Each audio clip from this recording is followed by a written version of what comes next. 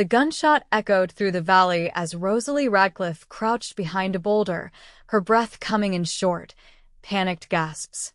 Just 3 days ago, she had been safely aboard a stagecoach heading west to California, and now she was hiding from outlaws in the middle of nowhere, her traveling companions scattered to the winds or worse. The year was 1875, and Rosalie had left her comfortable life in Boston to answer an advertisement for a schoolteacher position in Sacramento. At 22, she had grown tired of the suffocating propriety of Eastern society and longed for adventure in the untamed territories of the West. Now, as another bullet ricocheted off the rocks nearby, she was beginning to regret her decision. "Get your hands up, lady," a rough voice called out. "We know you're hiding back there." Rosalie closed her eyes, clutching her small valise to her chest. It contained all she had left in the world: a change of clothes, a few dollars, and a daguerreotype of her parents. She was contemplating making a run for it when she heard another gunshot, followed by shouting and the thundering of hooves. "Hiya," a new voice called out, deep and commanding. More gunfire followed, and then silence. Rosalie remained frozen behind her rock, afraid to move. "Madam," the new voice called, gentler now. "The danger's past. You can come out." Slowly, Rosalie peeked around the edge of the boulder. A tall man sat atop a magnificent chestnut stallion, rifle still in hand as he scanned the horizon. 3 bodies lay on the ground some distance away, the outlaws who had attacked the stagecoach. "Are they?" she began, her voice trembling. "Dead or runnin'," the man confirmed, finally looking down at her. His face was partially obscured by the wide brim of his hat, but Rosalie could see he was younger than she'd first thought, perhaps in his late 20s. "Did they hurt you?" Rosalie shook her head, legs wobbling as she stepped out from behind the boulder. "No, I ran when they attacked the coach. The driver and guard." "I saw," he said grimly. "I'm sorry I didn't get here sooner." Now that she was standing in the open, Rosalie took in her rescuer fully. He wore practical trail clothes denims, a faded blue shirt, leather vest, and boots that had seen better days. A badge glinted on his chest. "You're a lawman," she observed with relief. He nodded. "Blake Hawkins, Deputy Marshal. I've been tracking those outlaws for 3 days. He dismounted in one fluid motion, revealing his impressive height. "And you would be?"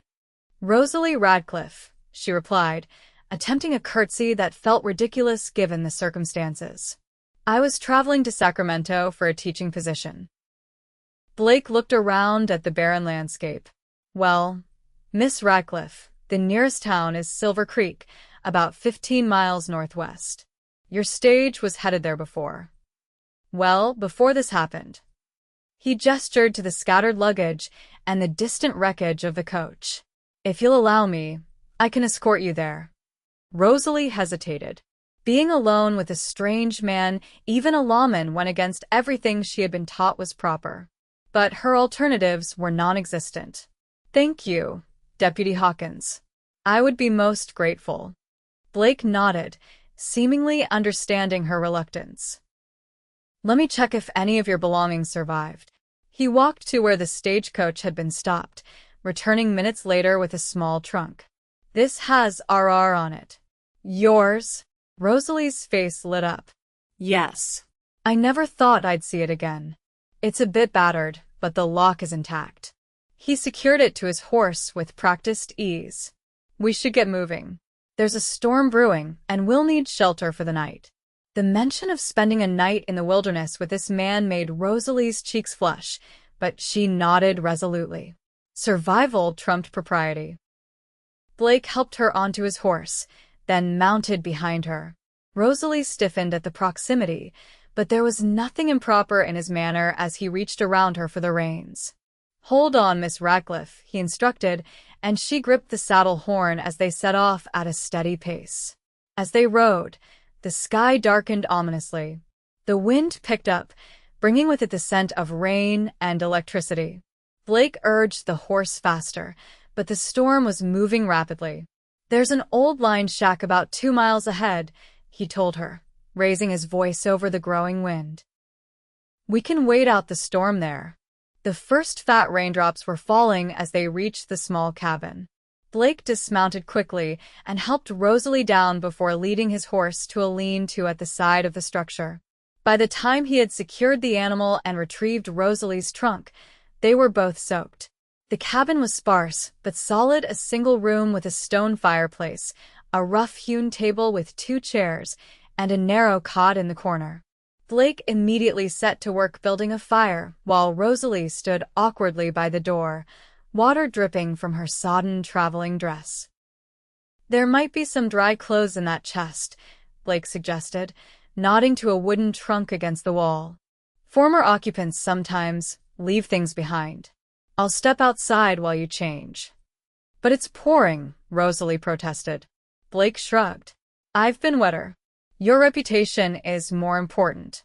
Before she could argue, he slipped outside. Rosalie hurried to the chest, finding a simple cotton dress that was slightly too large but blessedly dry. She changed quickly, laying her wet garments near the now crackling fire. You can come in now, she called. Blake re-entered, rain streaming from his hat and coat. Without a word, he removed his wet outer garments and hung them by the fire, remaining in his damp shirt and trousers. Rosalie averted her eyes, unused to seeing a man in such a state of undress. Are you hungry? He asked, seemingly unaware of her discomfort. He retrieved a saddlebag and pulled out some jerky and hardtack. It's not much of a feast, but it'll keep us going. Rosalie accepted the simple fare gratefully. They ate in silence for a few minutes, the sound of rain pounding on the roof and the occasional rumble of thunder filling the void. How long have you been a marshal, Deputy Hawkins? Rosalie finally asked, wanting to break the awkward silence. Just Blake is fine, he replied. Been wearing the badge for 5 years now. Before that, I rode with a cattle outfit up in Wyoming Territory. And, do you enjoy your work? A shadow crossed his face. Enjoy might not be the right word, but it needs doing, and I'm good at it. He took a sip from his canteen. What about you? Why teaching? And why come all the way out here to do it? Rosalie smiled, warming to the subject. I've always loved learning, and sharing that with children gives me purpose. As for coming west. She paused, considering. I suppose I wanted something different. Boston is lovely, but it's confined. Everything predetermined. Blake nodded, understanding in his eyes. The West has its own constraints, but they're different ones. He poked at the fire. People often come here looking for freedom, only to find new kinds of chains. That's rather philosophical for a lawman, Rosalie observed with a small smile. He returned the smile, transforming his serious face. Even deputies have thoughts beyond bullets and bandits, Miss Radcliff. Then I suppose you should call me Rosalie, she conceded. The storm intensified, wind howling around the cabin's corners. A particularly loud thunderclap made Rosalie jump, and Blake instinctively moved closer to her. It'll pass, he assured her, though we might be here through the night. The thought should have alarmed Rosalie, but strangely, she felt safe with this quiet, thoughtful lawman. As the evening wore on, they talked more freely.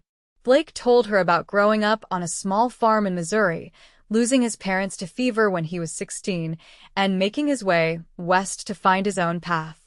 Rosalie shared stories of her sheltered upbringing, her passion for books, and her secret desire to see the majestic landscapes of the frontier. My father thinks I've lost my mind, she admitted. He wanted me to marry our neighbor's son, a banker, with impeccable credentials and the personality of a fence post. Blake laughed, a rich sound that warmed Rosalie more than the fire. I can't imagine you with a fence post. And what about you? She asked boldly. Is there a Mrs. Hawkins waiting somewhere? His expression sobered. No. This job. It doesn't lend itself to settling down. Most women don't take kindly to wondering if their husband will come home each night. The right woman would understand the importance of what you do, Rosalie said softly. Their eyes met across the firelight, and something unspoken passed between them. Blake cleared his throat and stood, breaking the moment. You should take the cot, he said. I'll make do on the floor. Rosalie wanted to protest, but knew it would be inappropriate to suggest any alternative. She nodded and moved to the small bed, wrapping herself in the rough blanket Blake provided. Good night, Deputy Blake, she said. Good night, Rosalie, he replied, settling himself by the fire with his saddle as a pillow. Rosalie lay awake long after Blake's breathing had deepened into sleep. She watched the firelight play across his features, softening the lines that responsibility had etched into his face. In Boston, she had never given much thought to marriage, viewing it as an inevitable but unappealing duty. Now, staring at this stranger who had saved her life, she felt something stir within her that she had never experienced before.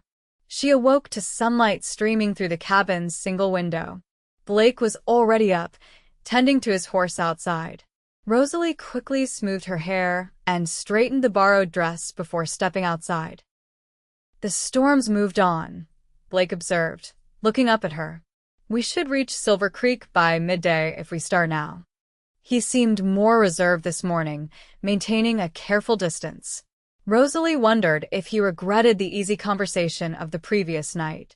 They rode in silence for the first hour, the landscape gradually changing from scrubland to rolling hills dotted with pine trees. When they stopped to rest the horse, Blake finally spoke. Silver Creek is a decent town. Sheriff Turner is a good man.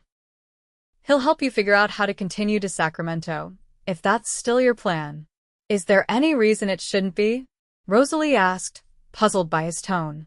Blake shrugged. Silver Creek needs a teacher too. Their last one left 6 months ago to get married. The children are being taught by the preacher's wife, but she's expecting and won't be able to continue much longer. Rosalie's heart quickened. Are you suggesting I should stay in Silver Creek? Just presenting options, Blake said, not meeting her eyes. It's a growing town. Good people. He paused. And it's my home base. When I'm not chasing outlaws across the territory. The implication hung in the air between them. Before Rosalie could respond, Blake mounted up again and extended his hand to help her. As they approached Silver Creek, Rosalie saw a tidy settlement nestled in a valley, with a main street lined with wooden buildings, a white church steeple rising above the rest. People moved about on their daily business, and children played in front of what must have been the schoolhouse. Blake guided his horse to the sheriff's office, where a gray-haired man with a weathered face stepped out to greet them. Caught up with the Delaney gang, I see, the older man said, noting Blake's return without prisoners. They won't be troubling any more stagecoaches, Blake replied grimly. Sheriff Turner, this is Miss Rosalie Radcliff. She was on the coach they hit yesterday. Sheriff Turner tipped his hat.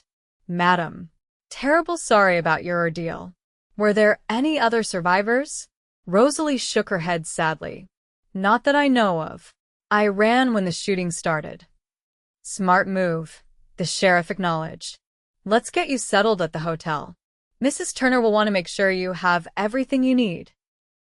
As Rosalie was helped down from the horse, Blake remained mounted. I need to file my report in Junction City, he said. All business now. Sheriff, maybe mention to the town council that Miss Radcliff is a qualified teacher. They might want to speak with her before she continues to Sacramento. With that, he tipped his hat to Rosalie and turned his horse, heading back the way they had come. Blake, Rosalie called, surprising herself with her boldness. He halted, looking back. Thank you, she said, feeling the words were inadequate for all he had done. He nodded once, then rode away, leaving Rosalie standing in the dusty street with a strange emptiness in her chest. Mrs. Turner was a kind, motherly woman who took Rosalie under her wing immediately. She provided proper clothing, introduced her to the town's prominent citizens, and arranged for her to meet with the town council about the teaching position. Blake said you were qualified, Mrs. Turner remarked as they walked to the meeting. He doesn't give praise lightly. You know him well? Rosalie asked, trying to sound casual. Known him since he first pinned on that badge. Good man. Too serious sometimes, but good to his core. Mrs. Turner gave Rosalie a knowing look. He's never brought a young lady to town before. Rosalie blushed. He was simply doing his duty. Mrs. Turner hummed skeptically. The town council was eager to secure Rosalie's services, offering her the position on the spot with a salary that matched what Sacramento had promised. The schoolhouse came with living quarters, a small but comfortable apartment at the back of the building. It's a fine opportunity, Rosalie told Mrs. Turner afterward. But I should honor my commitment to Sacramento.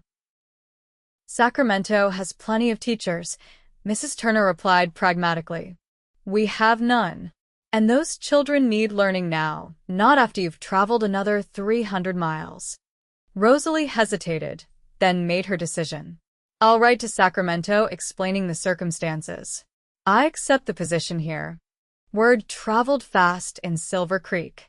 By evening, Rosalie had been visited by several mothers eager to meet their children's new teacher. The town embraced her with an openness she had never experienced in Boston, and she found herself quickly settling into her new role. 2 weeks passed with no sign of Blake. Rosalie tried to convince herself that her frequent glances toward the marshal's office were merely curiosity about the man who had saved her life, nothing more. She threw herself into preparing the schoolhouse for the fall term, creating lesson plans and getting to know her future students. One evening, as Rosalie was returning to her quarters after dining with the Turners, she spotted a familiar figure dismounting in front of the marshal's office. Her heart leaped, but she forced herself to continue walking at a measured pace. Miss Radcliff, Blake called out, catching up to her in a few long strides. I heard you decided to stay. The children here need education, she replied, striving for a professional tone. It seemed the right decision. Blake nodded, studying her face in the fading light. You look well. Silver Creek agrees with you. I'm enjoying it very much, she admitted. Everyone has been most welcoming. An awkward silence fell between them. Blake shifted his weight, uncharacteristically uncertain. I'm glad you're safe, he finally said. I worried about you on the trail. Rosalie felt a warmth spread through her chest at his admission. I've been perfectly fine, though I did miss our conversations by the fire. Blake's eyes darkened at her words. Rosalie, Deputy Hawkins. Sheriff Turner's voice interrupted whatever Blake had been about to say. Got a telegram from Territorial Office. They need you in Willow Bend right away. Some trouble with cattle rustlers. Blake's expression hardened into professional resolve. I'll ride at first light, he told the sheriff before turning back to Rosalie. Duty calls, it seems. Of course, she said, masking her disappointment. Be safe, Deputy. He tipped his hat and walked away, leaving Rosalie once again with the feeling that something important had been left unsaid. The weeks turned into months as summer faded into autumn.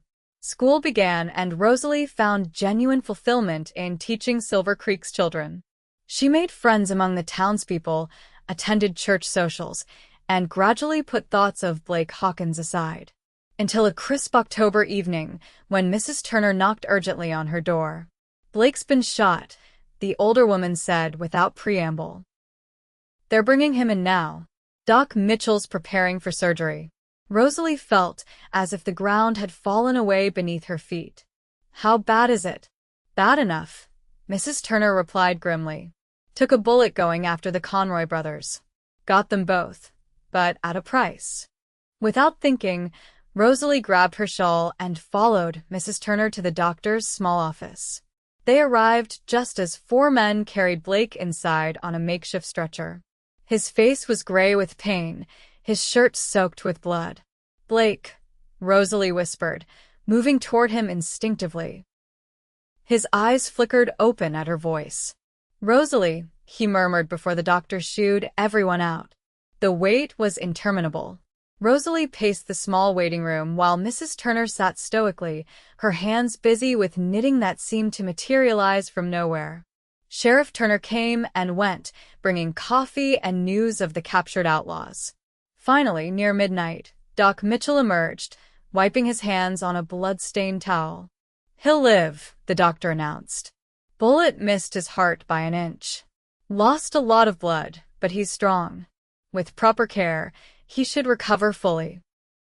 Relief washed over Rosalie like a physical force. "Can I see him?" The doctor hesitated, looking to Mrs. Turner, who nodded almost imperceptibly. "Briefly," he conceded. "He's weak, but conscious." Blake lay on a narrow bed, his torso swathed in bandages. His eyes were closed, but they opened when Rosalie approached. "You're still here," he said, his voice barely above a whisper. "Of course I am," she replied, taking the chair beside his bed. "Where else would I be?" A ghost of a smile touched his lips. "Thought you might have gotten tired of waiting for me to stop being a fool." Rosalie's breath caught. "A fool? Leaving without telling you what I wanted to say." He reached for her hand with visible effort. "I haven't been able to stop thinking about you, Rosalie. Not since that night by the fire." Tears pricked at Rosalie's eyes. "I've thought about you too, Blake. Every day. I kept riding away because I didn't think I had the right to ask you to wait for a man who might not come back." His grip tightened on her hand. "But getting shot makes a man reconsider his priorities." "And what are your priorities now, Deputy Hawkins?" Rosalie asked, her heart pounding. "You," he said simply. "If you'll have me." Before she could respond, Doc Mitchell returned to shoo her out, insisting his patient needed rest. Rosalie reluctantly left, but not before promising Blake she would return the next day. True to her word, Rosalie visited Blake every day during his recovery, bringing books to read aloud or simply sitting with him as he regained his strength. Their conversations deepened, moving from shared memories to hopes for the future. "I've been thinking about giving up the deputy marshal position," Blake told her one afternoon, 3 weeks after his injury.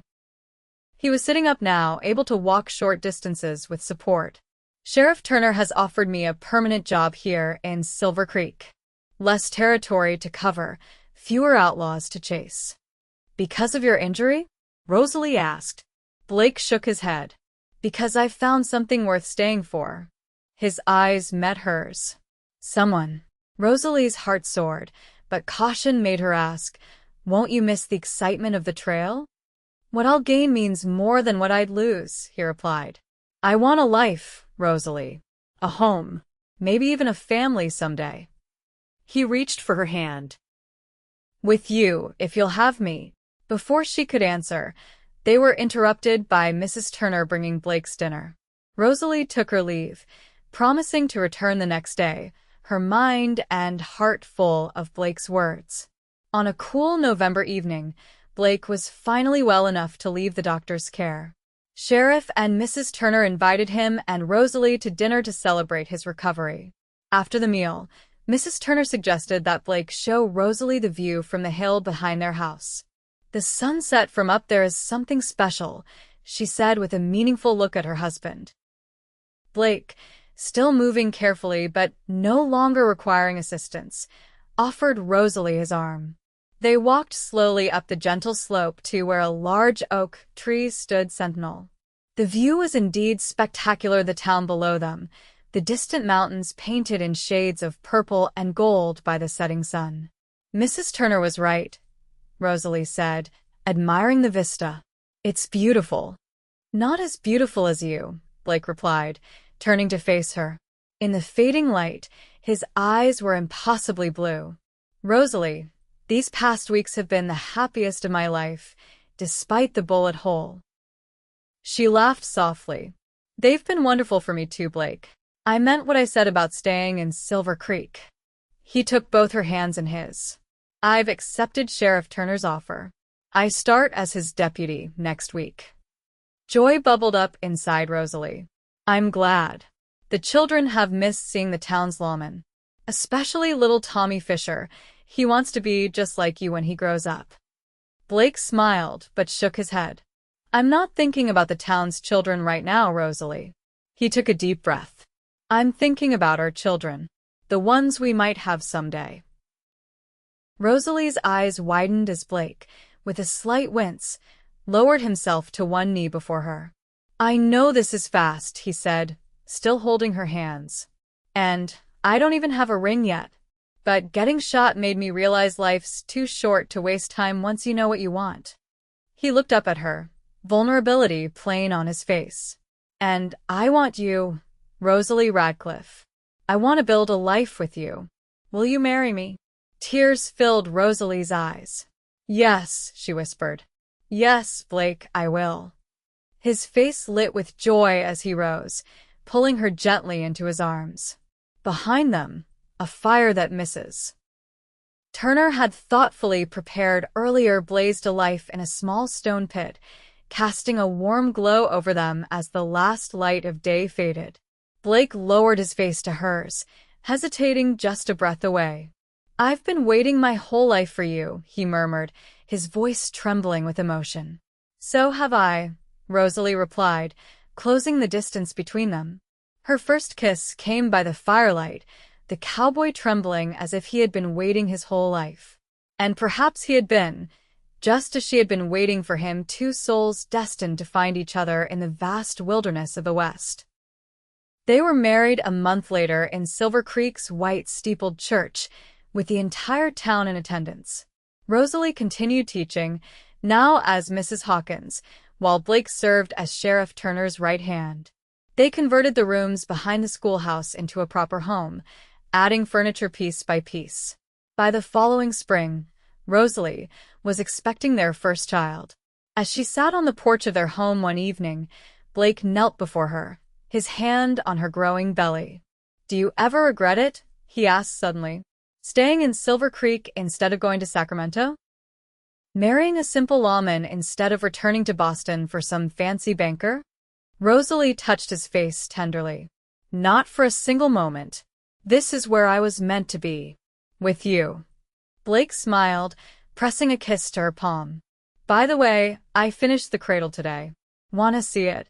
As he led her inside to show her the beautifully crafted wooden cradle he had made for their child, Rosalie reflected on the strange twists of fate that had brought her to this moment. A stagecoach robbery, a storm, a fireside conversation, a bullet, all leading to a life richer and more fulfilling than anything she could have imagined when she left Boston. Their daughter was born that summer, a healthy, strong-lunged girl they named Hope, for all that they had found in each other and all they looked forward to in their future together. And on quiet evenings, after Hope was asleep, Blake and Rosalie would often sit together by their fireplace, remembering that first night when they had taken shelter from the storm and that perfect moment on the hillside when they had pledged their lives to one another. Years later, when their 3 children were old enough to ask how their parents had met, Blake would always begin the story the same way. Your mother's first kiss was by the firelight, and I trembled like I'd been waiting my whole life, which, as it turns out, I had been. And Rosalie would smile, knowing that some journeys, though dangerous and unexpected, lead exactly where you're meant to be.